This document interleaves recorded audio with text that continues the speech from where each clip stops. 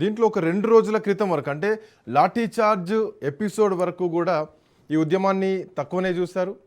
మహా అయితే 5,000 మంది 6,000 మంది అనుకుంటే అది కాస్త 50,000 మందికి చేరుకుంది. అక్కడి నుంచి దేశం మొత్తం మీద ఉన్నటువంటి యువత మొత్తం కూడా అన్ని రాష్ట్రాల నుంచి అక్కడ చేరుకొని ప్రొటెస్ట్లో పాల్గొన్నారు. మీరు అన్నట్టు స్వచ్ఛందంగా ఎవరికి వాళ్ళు వెళ్ళిపోయారు. ఎక్కడి నుంచి ఫుడ్ వస్తుందో తెలియదు, ఎక్కడి నుంచి నీళ్ళు వస్తున్నాయో తెలియదు. ఎవరికి వాళ్ళు స్వచ్ఛందంగా పాల్గొన్నారు. ఈవెన్ ఇంట్లో ఉన్న వాళ్ళు కూడా వాళ్ళకి మద్దతు ఇచ్చినటువంటి పరిస్థితి. ఆ తర్వాత లాఠీచార్జ్ తర్వాత ఎపిసోడ్ మారిపోయింది. బట్ ప్రభుత్వం ఈ ఉద్యమాన్ని యువతను చిన్నగా చేసి చూసిందా? ఎందుకంటే అమిత్ షాని కానీ లేదంటే రాజ్నాథ్ సింగ్ లాంటి పెద్ద నాయకులను ఎవరినూ కూడా ఇక్కడ పంపించలేదు, వీళ్ళతో చర్చలకు పంపించలేదు. అండ్ ఒక చర్చ కూడా దేశవ్యాప్తంగా రావడం జరిగింది. నడ్డాను పంపిస్తున్నారంటే ఈ ఉద్యమాన్ని తక్కువ చేసి చూసేటువంటి ప్రయత్నం జరుగుతోంది అన్నటువంటి వాదన కూడా తెరపైకి తీసుకొచ్చారు కొంతమంది. ఈవెన్ దేశవ్యాప్తంగా ఈ చర్చ ఉంది కూడా. సో అందుకే నడ్డాతో మాట్లాడిస్తున్నారు అన్నటువంటి వాదన ఒకవైపు. సో ఆ తర్వాత ఆల్ ఆఫ్ సడన్గా ప్రతిపక్షం రావడం, ఆ తర్వాత CJP బలంగా నిల్చోవడం, ధర్మేంద్ర ప్రధాన్ రాజీనామా చేస్తే తప్ప వెనకడుగు వేసేది లేదు అనడం, ఆ తర్వాత అర్ధరాత్రి మోడీ వీడియో రిలీజ్ చేయడం. సో ఈ ఉద్యమ అంటే స్వభావం కానీ ఆ ఫోర్స్ కానీ తెలవడానికి చాలా సమయం ఎందుకు పట్టాల్సి వచ్చింది? శ్రీకాంత్, ఇప్పుడు మీరు అడిగిన ప్రశ్నలో 3 అంశాలు ఉన్నాయి. ఒకటి అంశం ఏంటి అని అంటే ఈ నీట్ ప్రశ్నపత్ర లీక్ కు వ్యతిరేకంగా విద్యార్థులు జంతర్ మంతర్ దగ్గర పెద్ద ఉద్యమాన్ని కొనసాగించారు. ఆ ఉద్యమం కొనసాగుతున్నటువంటి నేపథ్యంలో ప్రభుత్వము పెద్దగా ఆ ఉద్యమాన్ని పట్టించుకున్నటువంటి దాఖలాలు మనకి కనపడలేదు. అయితే జూలై 9వ తారీఖు నాడు విద్యార్థి ఉద్యమ నాయకులు సోనం వాంగ్చుంగ్ ఆమరణ నిరాహార దీక్ష వేదిక నుండి ఒక ప్రకటన చేశారు.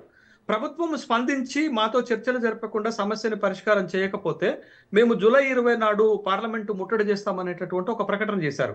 జూలై 9 నాడు ప్రకటన చేస్తే జూలై 20 నాడు వరకు కూడా ప్రభుత్వము ఆ ఉద్యమకారులతోటి విద్యార్థి ఉద్యమ నాయకులతోటి చర్చలు చేయకపోవటం వల్లనే జూలై 20వ తారీఖు నాడు పార్లమెంటు ముట్టడి సందర్భంగా ఒక అవాంఛనీయమైనటువంటి సంఘటనలు జరిగాయి. ఆ సంఘటన తరువాత జరిగినటువంటి పరిణామాలలో కీలకమైనటువంటి పరిణామం ఏంటంటే విద్యార్థి ఉద్యమ నాయకుల పైన లాఠీ చార్జికి నిరసనగా, తర్వాత వాళ్ళ డిమాండ్లను పట్టించుకున్నందుకు నిరసనగా రాహుల్ గాంధీ, దేశ ప్రతిపక్ష నేత రాహుల్ గాంధీ ప్రధానమంత్రి నివాస్ లోక కళ్యాణ్ మార్గంలో మెరుపు దాంతో ప్రభుత్వం కొంత ఒత్తిడికి గురైంది. దాంతో మొత్తం ఒకవైపు జంతర్ మంతర్ దగ్గర దీక్షలు కొనసాగటం, ఇంకొక వైపు పార్లమెంటు సమావేశాలు జరగటం, మరొక వైపు రాహుల్ గాంధీ స్వయంగా దిగి ప్రధానమంత్రి ఇంటి ముందు ధర్నా చేయటంతో ప్రభుత్వము దిగిరాక తప్పలేదు. ఉద్యమ నాయకులతోటి చర్చలకు రావాల్సినటువంటి అవసరం వచ్చింది. పార్లమెంట్ లో కూడా చర్చ చేస్తామని ప్రతిపక్షాలకు ఒక ఆఫర్ ఇచ్చినటువంటి నేపథ్యంలో, చర్చలకు వస్తున్నటువంటి నేపథ్యంలో మీరన్నట్టు చర్చల బాధ్యతను ప్రభుత్వం వైపు నుంచి జేపీ నడ్డా తీసుకున్నారు, జితేంద్ర సింగ్ తీసుకున్నారు. అయితే వీళ్ళిద్దరికి ఎందుకు బాధ్యత అప్పచెప్పారు అనేటటువంటి మీ అంశంలో ఏంటి అని అంటే, సహజంగా ఇట్లాంటి క్రైసిస్ వచ్చినప్పుడు ట్రబుల్ షూటర్స్ గా మనం భారతీయ జనతా పార్టీలో అమిత్ షాని చూస్తాం, అమిత్ షాని, రాజ్నాథ్ సింగ్ లాంటి వాళ్ళని చూస్తాం. కానీ ఇక్కడ జరిగినటువంటి పరిణామం ఏంటి అని అంటే, అమిత్ షా, రాజ్నాథ్ సింగ్ వాళ్ళు చర్చలు జరిగితే చర్చల్లో పెద్ద సానుకూలత రాదు అని నరేంద్ర మోడీ భావించుండొచ్చు. అందుకని చాలా కీలకంగా చర్చలకు వెళ్లే ప్రతినిధులను కూడా ఎంపిక చేశారు. ఒకటి జేపీ నడ్డా. జేపీ నడ్డా తక్కువ చేయడానికి వీల్లేదు. ఎందుకంటే భారతీయ జనతా పార్టీకి గతంలో మొన్నటి వరకు అధ్యక్షుడిగా పనిచేసినటువంటి వ్యక్తి. రెండోది జితేంద్ర సింగ్ కేంద్ర హోంశాఖ సహాయ మంత్రిగా ఉన్నారు. కాబట్టి వీళ్ళిద్దరిని ఎన్నుకోవటంలో ఒక వ్యూహాత్మకమైన ఎత్తుగడ ఉంది. వీళ్ళిద్దరూ ఒక సాఫ్ట్ గా డీల్ చేయగలుగుతారు, వ్యూహాత్మకంగా డీల్ చేయగలుగుతారు. అగ్రెసివ్ స్వభావం ఉన్న వాళ్ళు కాదు. కాబట్టి విద్యార్థి ప్రతినిధులతోటి వీళ్ళని సంప్రదింపుల కోసం ఎన్నుకోవటము, ఇవాళ ప్రభుత్వం యొక్క వ్యూహం ఫలించటము, ఇవాళ జరిగినటువంటి పరిణామాలు మనం చూస్తుంటే మనకు అర్థమవుతుంది. కాబట్టి ఇక్కడ ప్రభుత్వం చాలా క్యాల్కులేటెడ్ గా ఉద్యమకారులను తమ వైపుకు తిప్పుకునేటటువంటి ప్రయత్నం చేసింది.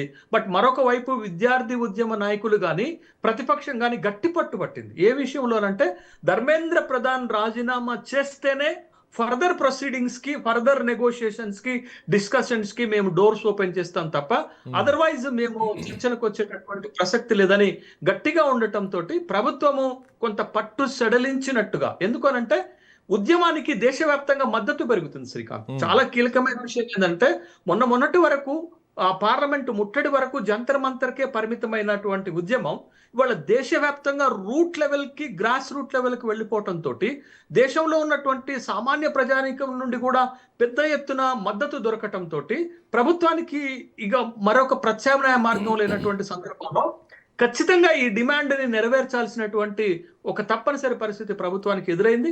బట్ ప్రభుత్వం ఆ విధంగా నిర్ణయం తీసుకోవటంతో కొంతమేరకు ఈ ఉద్యమంలో ఒక ఎండ్ లో విద్యార్థులు విజయం సాధించినట్లుగానే మనం చూడాలి. బట్ ఇంకొక ఎండ్ ఇంకొక ఎండ్ వచ్చేసి ప్రభుత్వం దగ్గర ఉన్నటువంటి ప్రపోజల్స్ ఏంటి, ఇప్పుడు చర్చలు మళ్ళా సిజెపి తోటి ప్రతిపక్షాలతోటి పార్లమెంట్ లో కొనసాగబోతున్నటువంటి నేపథ్యంలో ప్రభుత్వము ఒక ఇంపార్టెంట్ విషయం తెరపైకి తీసుకొస్తుంది. ఒక బిల్ గతంలో 2024లో చేసినటువంటి public examination prevention of unfair means 2024 అనేటటువంటి బిల్లుకి సవరణ తీసుకొచ్చేటటువంటి అంశాన్ని సోమవారం నాడు పార్లమెంట్ లో ప్రవేశపెట్టబోతుంది. బట్ ఆ బిల్లులో ఏ అంశాలు ఉండాలి, ఎట్లా ఉండాలనేది ఇప్పటికే ఒక డ్రాఫ్ట్ ని ప్రభుత్వం రిలీజ్ చేసింది. మరి సిజెపి ప్రతినిధులు ఏమి సూచన చేస్తారు, పార్లమెంట్ ఏం సూచన చేస్తుంది, బాధ్యత కలిగినటువంటి ప్రతిపక్షాలు ఈ బిల్లులో ఏమి సవరణలు కోరుతారనేది మనం భవిష్యత్తులో చూడాల్సినటువంటి అంశం. బిల్ తెచ్చినంత మాత్రాన, చట్టం తెచ్చినంత మాత్రాన ఈ సమస్యకు ఒక పరిష్కారం దొరుకుతుందని మనం భావించలేము. ఎందుకంటే ఇదే 2024లో లీక్ ప్రశ్నాపత్రం లీక్ అయినప్పుడు ప్రభుత్వము చట్టం తీసుకొచ్చింది. బట్ ఆ చట్టం ఉండగా కూడా ఇవాళ మళ్ళా ప్రశ్నపత్రాలు లీకేజ్ అయ్యాయనంటే బట్ మనం దీన్ని ఏ విధంగా అర్థం చేసుకోవాలా అంటే చట్టం తేవటం ఒక్కటే కాదు, శ్రీకాంత్ సిస్టమ్ ఒక ఇన్స్టిట్యూషనల్ రిఫార్మ్స్, ఇన్స్టిట్యూషనల్ చేంజెస్ రావాల్సినటువంటి అవసరం ఉంది. బట్ ఆ ఇన్స్టిట్యూషనల్ రిఫార్మ్స్ ఎంత బలంగా తీసుకొస్తారు, భవిష్యత్తులో ఇలాంటి సంఘటనలు జరగకుండా ఎలాంటి చర్యలు తీసుకోబోతున్నారు అనేది భవిష్యత్తులో చాలా ఇంపార్టెంట్ అయినటువంటి అంశం. మనకి చూడండి, నీట్ రీ ఎగ్జామ్ జరిగినటువంటి ఒక సంకేతం, ఒక సూచన ఏంటి అనంటే, నీట్ రీ ఎగ్జామ్ జరిగినప్పుడు ప్రభుత్వము ముఖ్యంగా పిఎంఓ కంప్లీట్ అకౌంటబిలిటీ రెస్పాన్సిబిలిటీ తీసుకుంది. దాంతో సెంట్రల్ రిజర్వ్డ్ ఆర్మీ ఫోర్సెస్ సహాయంతో పరీక్షను సక్సెస్ఫుల్ గా చేశారు. ఈ మోడల్ ని మనం ఎక్కడి నుంచి తీసుకున్నాం, చైనాలో గావో కావో ఎగ్జామ్ మోడల్ నుండి తీసుకున్నాము. అంత హై సెక్యూరిటీని దానికి ప్రొటెక్ట్ చేయటం వల్ల మీకు 1,30,00,000 మంది రాసేటటువంటి పరీక్షని చైనాలో సక్సెస్ఫుల్ గా ఎలా పెడుతున్నారో, బట్ అదే మోడల్ ని ఇంప్లిమెంట్ చేయటం వల్ల నీట్ రీ ఎగ్జామ్ ను కూడా భారత ప్రభుత్వం సక్సెస్ఫుల్ గా నిర్వహించగలిగింది. కాబట్టి ఒక్క చట్టంతోటే మనం ఇవాళ సమస్యకి పరిష్కారం వెతకలేము. దాంతో పాటు ఒక స్ట్రక్చురల్ ఇన్స్టిట్యూషనల్ రీఫార్మ్స్ చేంజెస్ రావాల్సినటువంటి అవసరం ఉంది. ఇవాళ జరిమానాకో జైలు శిక్షకో అక్రమార్కులు భయపడేటటువంటి అంశం లేదు. ఇవాళ సిస్టమ్ మారిపోయింది. ఇవాళ అక్రమాలకు పాల్పడే వాళ్ళు చట్టాలకు భయపడట్లేదు, జరిమానాలకు భయపడట్లేదు. కాబట్టి మనం ఇక్కడ చేయాల్సినటువంటిది ఏంటంటే ఓల్డ్ వైన్ న్యూ బాటిల్లో కాకుండా బట్ ఒక సిస్టమాటిక్ రీఫార్మ్స్, ఇన్స్టిట్యూషనల్ చేంజెస్ ని పట్టుకొచ్చేసి భవిష్యత్తులో ఇలాంటి సంఘటనలు జరగకుండా ఒక బలమైనటువంటి రిఫార్మ్స్, చేంజెస్, చట్టాలు తీసుకురావాల్సినటువంటి అవసరం ఉంది. ముఖ్యంగా మ్యాసివ్ ఎగ్జామ్స్ అయినటువంటి నేషనల్ ఎగ్జామ్స్ విషయంలో జాగ్రత్తలు తీసుకోవాలా. ఇంజనీరింగ్ జేడబ్ల్యూ కానీ, మెడికల్ నీట్ కానీ, నెట్ లాంటి పరీక్షలు కానీ, క్యూట్ లాంటి పరీక్షల విషయంలో కానీ, సిబిఎస్ఈ లాంటి పరీక్షల విషయంలో కానీ చాలా జాగ్రత్తలు తీసుకోవాల్సినటువంటి అవసరం ఉంది. దానికి ఒక ఇన్స్టిట్యూషనల్ రీఫార్మ్ ఏజెన్సీని పెట్టుకోవాల్సిన అవసరం ఉంది, చేంజెస్ తీసుకురావాల్సిన అవసరం ఉంది. మరీ ముఖ్యంగా అకాడమిక్ పరీక్షలు, కాంపిటేటివ్ ఎగ్జామ్స్, ఉద్యోగాలకు నిర్వహించేటటువంటి రిక్రూట్మెంట్ ఎగ్జామ్స్, ఈ 3 ఎగ్జామ్స్ కి ఒక 3 రకాలైనటువంటి స్ట్రాటజీస్ ని ప్రభుత్వం ప్రిపేర్ చేసుకోగలిగితే ఈ సమస్యలని అధిగమించేటటువంటి అవకాశం ఉంటుంది. బట్ ఈ రాజీనామా ప్రక్షాళన దిశగా వేసినటువంటి మొదటి అడుగుగానే మనం చూడాలా. అంత మాత్రం చేత ప్రభుత్వం ఓడిపోయిందని మనం భావించలేము. ఇది సంపూర్ణమైన అనుకోవద్దు, దిగొచ్చింది అనుకోవాలా. అంతే, సంపూర్ణమైన విజయంగా కూడా విద్యార్థులు భావించకూడదు. కాబట్టి ఇంకా జర్నీ చాలా దూరం ఉంది. సార్, దీని తర్వాత ఇంకా వ్యవస్థని మార్చడానికి అనేక రిఫార్మ్స్ తీసుకురావాల్సినటువంటి అవసరం ఉంది. దానిపైన విపక్షాలు, పార్లమెంటు, ప్రభుత్వము, విద్యార్థి ఉద్యమ నాయకులు దృష్టి పెడితే బాగుంటుంది. అప్పుడే విద్యార్థులకి న్యాయం జరుగుతుంది. అప్పుడే ఈ నీట్ పరీక్ష లీక్ అయిన సందర్భంగా ఆత్మహత్య చేసుకున్న విద్యార్థుల ఆత్మకు శాంతి జరుగుతుందనే విషయాన్ని గమనించాలి.